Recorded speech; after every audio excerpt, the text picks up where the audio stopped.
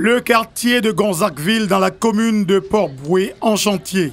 20 km de goudron pour bitumer des voies détruites par les eaux usées. Les riverains se souviennent du calvaire vécu. La voie vraiment c'était à un état très désagréable, très dégradé, que c'était très difficile à rouler quand il pleuvait. Voilà, mais maintenant si avec le bitumage, ça va. Non seulement il y avait des creux, et puis il y avait de l'eau qui stagnait un peu partout. Donc c'était vraiment difficile d'emprunter la voie. Progressivement, cette page se tourne grâce à l'appui du ministre Sindou Fofana, coordonnateur du RHDP de Port-Bouët. Le gouvernement concourt au bien-être des populations et que l'ensemble du gouvernement, avec le Premier ministre, mais avec à sa tête le président, concourt au bien-être des populations et recherche le bien-être des populations.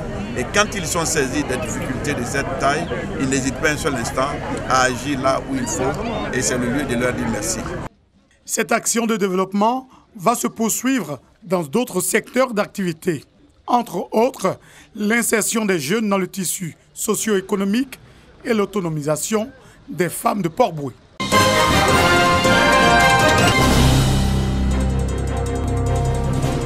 Pour mener à bien ces activités, le ministère de la Culture et de la Francophonie adopte chaque année un plan de travail.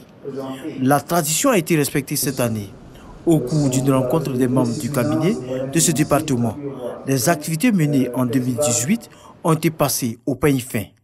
Il s'agit entre autres l'adoption de la loi portant protection du patrimoine culturel national, la restructuration du BURIDA, Bureau ivoirien du droit d'auteur, accompagnement financier des industries culturelles et créatives. Un travail réalisé grâce à la détermination des experts du ministère. Chaque direction va décliner ses actions et à partir de ces actions, voir comment nous allons travailler pour 2019. C'est un plan souvent qu'on prend de 2000, c'est un plan quinquennal souvent, mais chaque année il est bon de revenir pour rappeler les objectifs et voir ce qu'il y a lieu de faire. Cette rencontre a été également l'occasion de mettre en route les chantiers de l'année en cours. Pour le ministre de la Culture et de la Francophonie, ces chantiers vont concerner la cohésion et la réconciliation nationale. Nous nous sommes réunis ce matin pour travailler effectivement à la mise en œuvre de notre plan d'action ministériel, qui est un plan déjà approuvé par le gouvernement.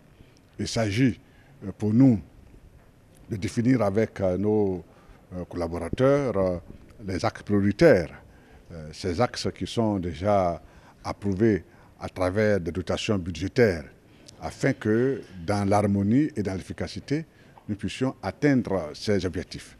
Entendu que le chef de l'État nous a instruit de ce que l'année 2019 doit être consacrée aux activités, aux actions qui ont un impact direct et immédiat sur la vie de nos concitoyens.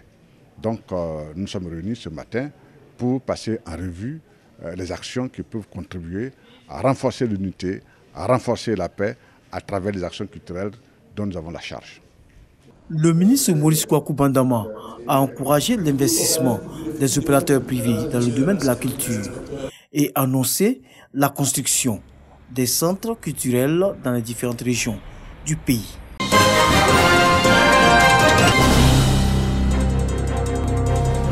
Les radios de proximité amplifient désormais leur voix bien au-delà de leur zone de diffusion. Radiosynergie.ci, une plateforme numérique, vient de voir le jour à cet effet. Il permet de produire, de diffuser et d'échanger des programmes radio. C'est le fruit de la collaboration entre l'Union des radios de proximité de Côte d'Ivoire, URPCI, et l'ambassade des États-Unis en Côte d'Ivoire. 78,5% des habitants de la Côte d'Ivoire affirment recevoir leurs informations de la radio. Et c'est pour cette raison que, en 2017, nous avions lancé le projet Radio Synergie. C'est la définition même de la synergie.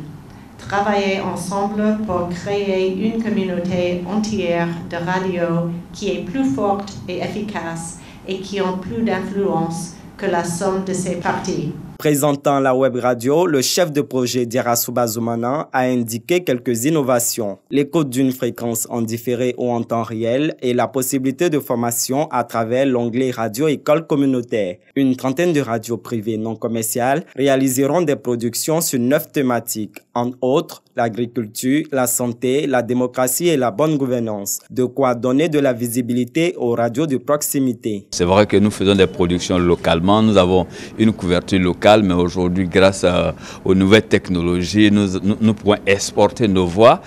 Une production qui est faite aujourd'hui à Makono peut être écoutée à Treichville, une production qui est faite à Ouangolodougou peut être écoutée à Sénémantialier, aux États-Unis, un peu partout. Et mieux, cette plateforme-là va être une plateforme sur laquelle les radios vont trouver de la matière. Le Fonds de soutien et de développement de la presse a financé ce projet à hauteur de 20 millions francs CFA.